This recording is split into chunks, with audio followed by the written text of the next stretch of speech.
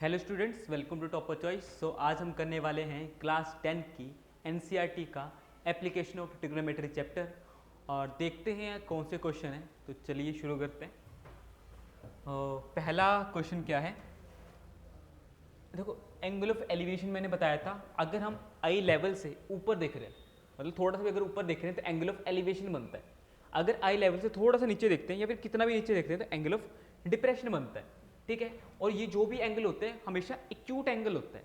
ठीक है, of the top of the tower from the point on the ground. ठीक है, एक टावर है। ठीक है, तो टावर बना लेते हैं। एक टावर है, ठीक है, एंगल ऑफ एलिवेशन बन रहा है इसके टॉप पे, कहाँ से, पॉइंट ऑन द ग्राउंड, इसके टॉप से पॉइंट ऑन द ग्राउंड। ठीक है, which is 30 metre away from the foot of the tower. जो मतलब ये जो पॉइंट है वो 30 मीटर अवे है इसके फुट से। कुछ ऐसी फिगर बनेगी। ठीक है, तो ये डिस्टेंस कितना आ गया, 30 मीटर आ गया। ठीक है, और एंगल कितना है हमारा, 30 degree. Then find the height of the tower. हमने ये हाइट निकालनी है, तो ये ए आ गया, ये बी आ गया, ये सी आ गया। ये 90 डिग्री का एंगल बनाएगा। 90 डिग्री और ये वाला एंगल मिलके ये बेस बनाता है, ये परपेंडिकुलर बनाता है 90 डिग्री के साथ वाला, और 90 डिग्री के बिल्कुल सामने वाला हाइपोटेनियस बनाता है।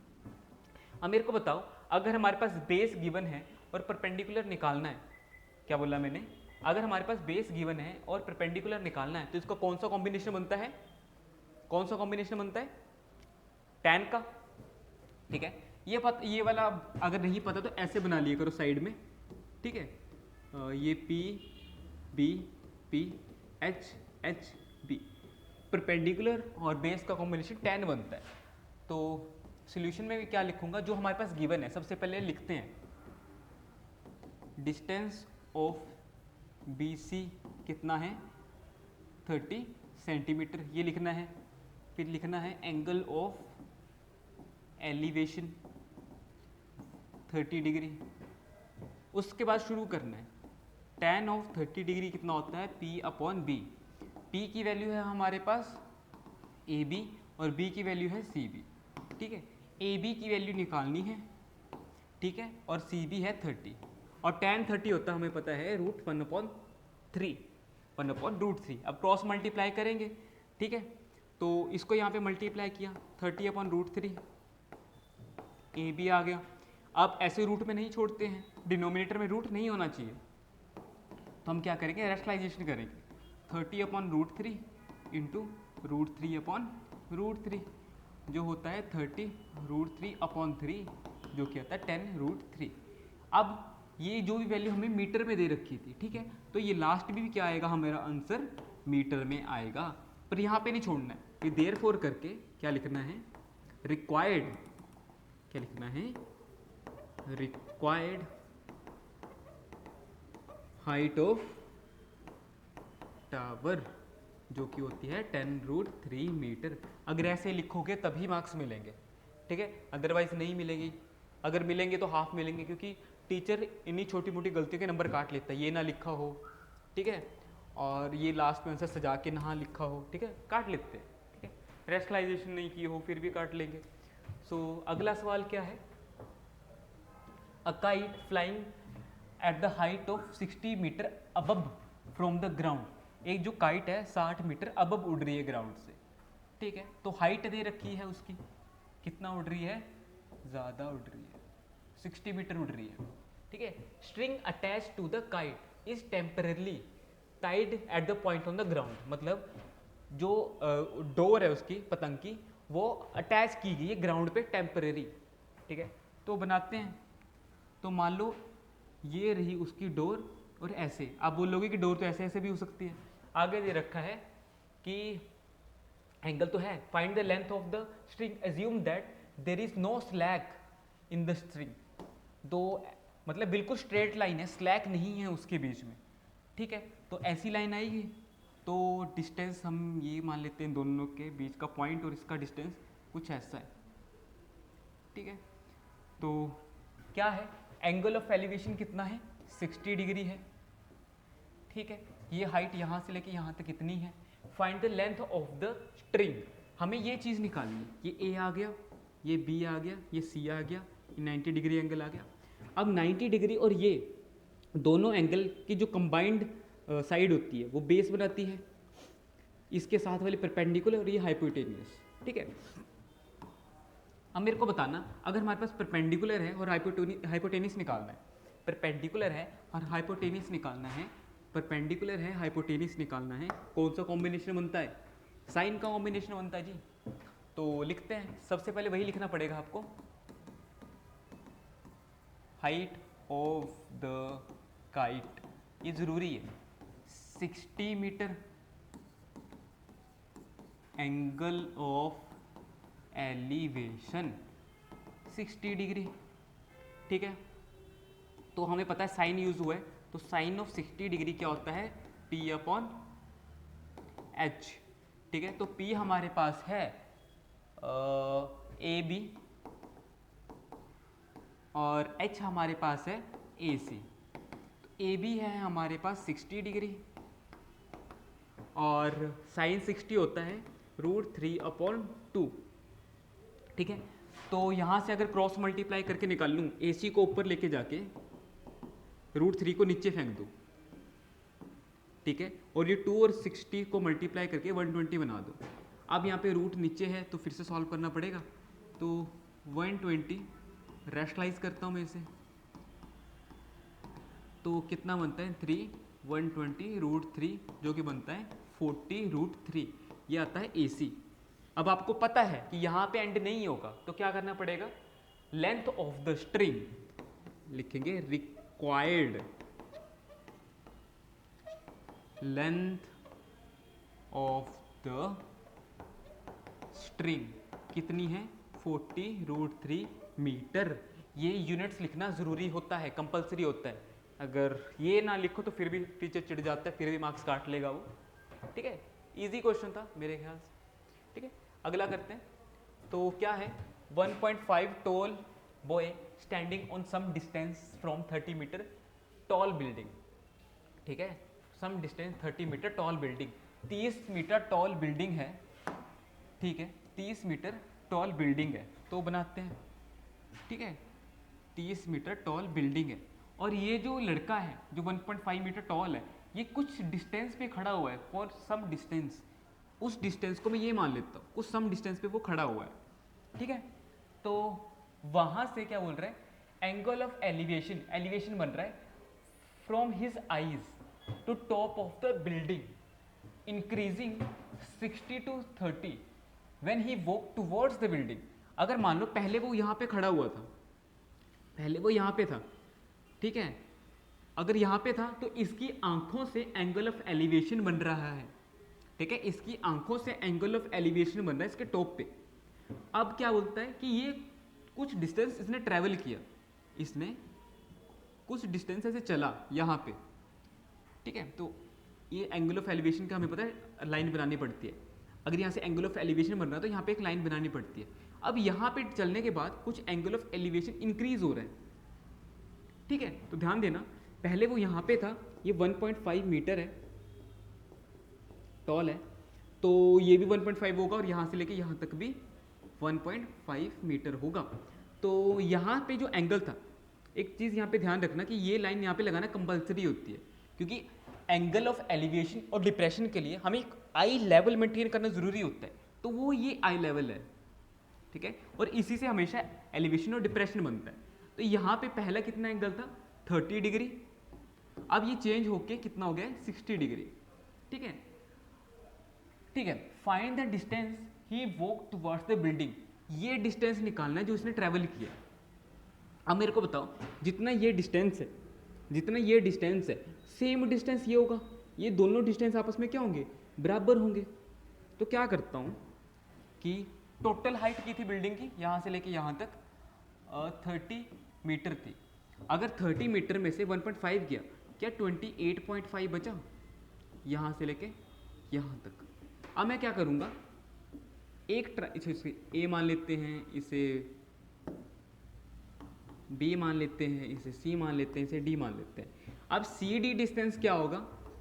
EFG, CD जितना डिस्टेंस होगा वही GF डिस्टेंस होगा, ठीक है। अब मैं कौन कौन से ट्राइंगल लूँगा, हमेशा हमें राइट एंगल ट्राइंगल ही पिक करने होते हैं, क्योंकि रेशियोज जो होते हैं हमेशा राइट एंगल ट्राइंगल पे ही अप्लाई होते हैं, ठीक है। तो ये हमारा टेबल है ना,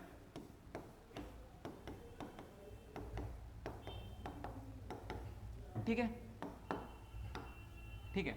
तो हमें पता है कि अगर हमें बेस निकालना है और परपेंडिकुलर गिवन है, क्यों 90 डिग्री, और ये वाला क्या बनता है हमेशा, ये बेस बनता है, ये बेस बनता है, 90 डिग्री के साथ वाला परपेंडिकुलर बनता है। अरे क्या दिक्कत है यार इसे, ठीक है, ये परपेंडिकुलर बनेगा, ठीक है, और ये क्या बनेगा, इसका सामने वाले हाइपोटेनियस बनेगा दोनों केस में, ठीक है।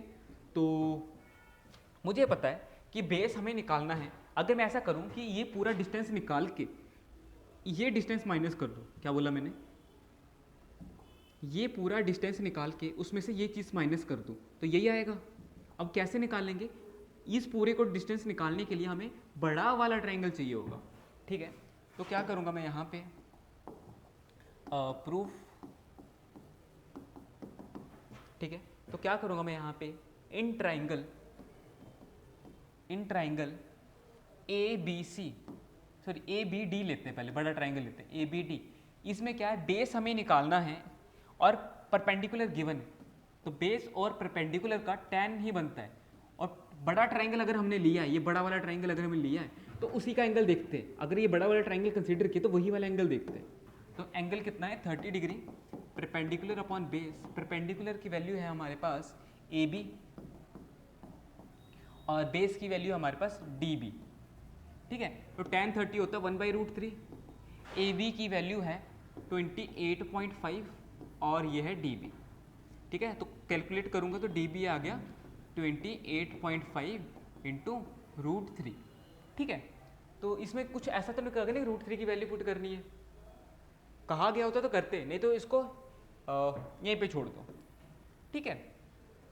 और दूसरा हम क्या करेंगे, अब हमें DB आ गई है, अगर मैं CB निकाल लूँ, DB में से CB माइनस कर दूँ तो हमारा आंसर आ जाएगा, ठीक है। तो क्या होगा इन ट्राइंगल ABC में क्या होगा वही चाहिए, ठीक है। tan ऑफ 60 लगेगा इज इक्वल टू, क्योंकि 60 यहाँ पे बन रहा है इस ट्राइंगल में इसलिए, ठीक है।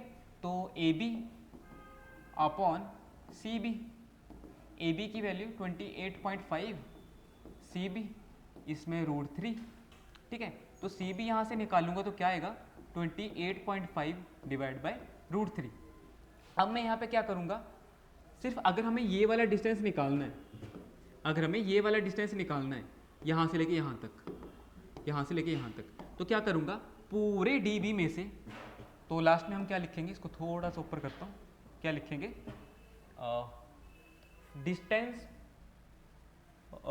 Distance he walk towards the building, या फिर सीधा डिस्टेंस ही वॉक्ड, सीधा पूरा लिख देते हैं ना, टुवर्ड्स द बिल्डिंग। तो कितना आएगा, अगर मैं DB में से CB माइनस करूँगा तो DB हमारे पास क्या था 28.5 इंटू √3, माइनस करूँगा 28.5 अपॉन √3। अब एक चीज़ यहाँ पे आप नोटिस करो कि √28.5 यहाँ पे कॉमन है, तो अगर मैं यहाँ पे 28.5 कॉमन निकाल लूँ, यहाँ पे √3 माइनस 1 अपॉन √3 बनता है, ठीक है। तो सिर्फ इसी को सॉल्व करूँगा मैं, ठीक है।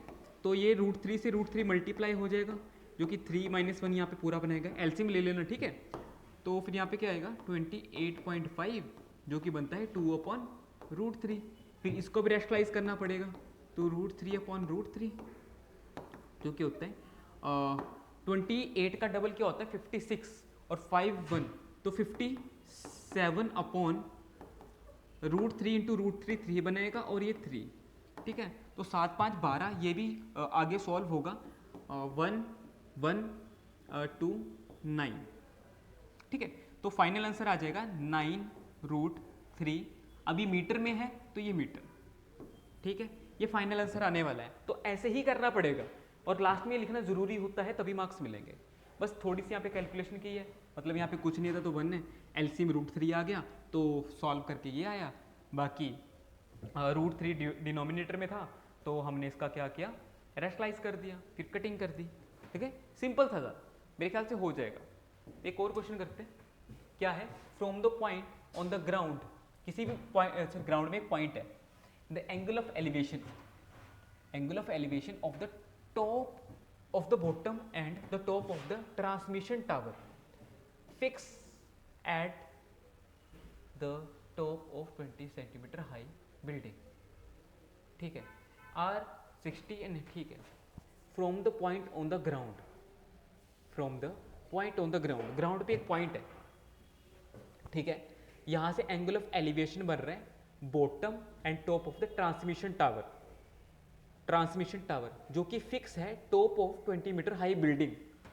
समझ में आया क्या कर रहा है कि ये जो एंगल है, ग्राउंड पे एक पॉइंट है, इससे एंगल ऑफ एलिवेशन बन रहा है, पहले क्या बन रहा है, पहले बॉटम पे बन रहा है, फिर टॉप पे बन रहा है।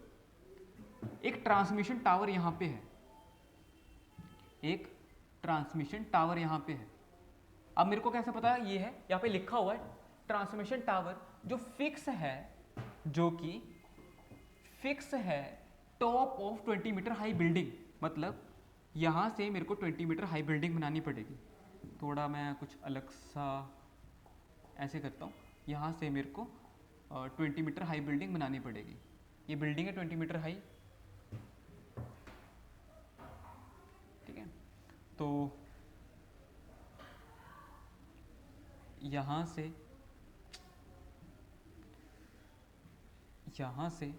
मेरे को एक ये भी बनाना पड़ेगा 90 डिग्री के लिए, ठीक है, तो इसको फिक्स कर लेते हैं यहाँ तक और यहाँ से ऐसे, और इसको कर लेते हैं ऐसे, ठीक है। तो क्या बोलते हैं, एंगल ऑफ एलिवेशन बना रहा है, तो पहले बॉटम पे बना रहा है, ये है इसका बॉटम, ये रहा इसका टॉप, इसको A B C D, ठीक है। तो बॉटम पे क्या एंगल बन रहा है 60 और टॉप पे बन रहा है 45 एंड 60। पहले हमारे पास एंगल बन रहा है 45, फिर एंगल बन रहा है 60, ठीक है, और ये है हमारी 20 मीटर हाई बिल्डिंग, ये है 20 मीटर, ठीक है। तो हमने निकालना क्या, हाइट ऑफ द टावर, हमने ए बी निकालना है, ठीक है। तो एक चीज अब नोटिस करो, तो ये जो दो ट्राइंगल बन रहे हैं हमेशा राइट एंगल ट्राइंगल देखना, एक तो ट्राइंगल ये बना बी डी सी, इसका भी बेस, और ए डी सी, इन दोनों का बेस सेम है, ठीक है। तो क्या करूंगा, दो इक्वेशन बनाऊंगा, ठीक है, आप जो गिवन है वो लिख लेना, ठीक है, वो कंपलसरी होता है। सबसे पहले ट्राइंगल लेते हैं, इन ट्राइंगल BDC, ठीक है। तो हमें पता है बेस कॉमन है, परपेंडिकुलर और बेस, परपेंडिकुलर गिवन है ना, परपेंडिकुलर और बेस का कॉम्बिनेशन tan ही बनता है। तो सबसे पहले मैंने BDC लिया है, इसमें कितना एंगल बन रहा है 45 एंगल बन रहा है, तो tan of 45 is equal to perpendicular upon base. Perpendicular की वैल्यू कितनी है, परपेंडिकुलर है CB और बेस है DC, CB और CD कर लेते हैं, कोई दिक्कत नहीं। ये 1 आ गया, तो CB कितना है 20 और CD, तो क्रॉस मल्टीप्लिकेशन से CD कितना आ गया 20 आ गया, और ये मीटर में आया, ठीक है, ये किस में आया है, मीटर में आया है, ठीक है। तो ये हमारा कितना आ चुका है 20 मीटर आ चुका है। अब हमें निकालना क्या है, ए बी निकालना है, तो क्या करूंगा, बड़ा वाला ट्राइंगल उठाऊंगा, इन ट्राइंगल ADC, ठीक है, ट्राइंगल ADC में एंगल 60 बन रहा है, सेम परपेंडिकुलर में ही आएगा। अगर मैं AC निकाल के अगर मैं CA निकाल के CV माइनस कर दूँ, इस पूरी चीज़ में से ये चीज़ माइनस कर दूँ, तो यही चीज़ बची और यही तो मैं निकालनी है, ठीक है। तो क्या करूँगा मैं, tan ऑफ 60, क्योंकि 60 एंगल है, कितना होता है परपेंडिकुलर अपॉन बेस, परपेंडिकुलर है हमारा AC और ये CB, ठीक है। तो ये रूट बनता है √3, tan क्या बनता है √3। AC की वैल्यू क्या है AB प्लस CB, ठीक है। और CB हमारे पास, अच्छा मैंने गलत नहीं कर दिया, बेस बनाना था ना, CD करना था यहाँ पे, ठीक है। तो √3 और AB निकालना है, CB 20 है और CD इसको 1 करना और यहाँ पे 20 पुट करना, फिर यहाँ पे लिखना फ्रॉम 1, ठीक है।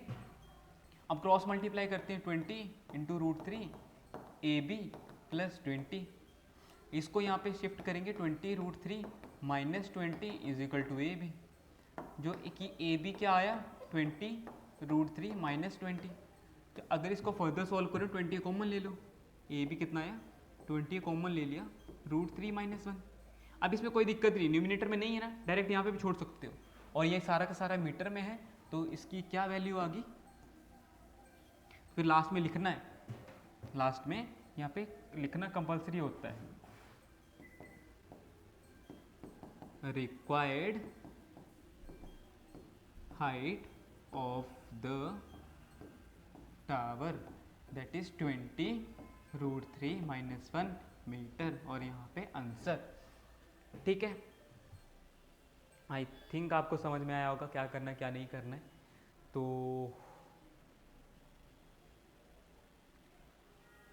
आज की क्लास में सिर्फ इतना ही करते हैं, मिलते हैं नेक्स्ट क्लास में। Thank you.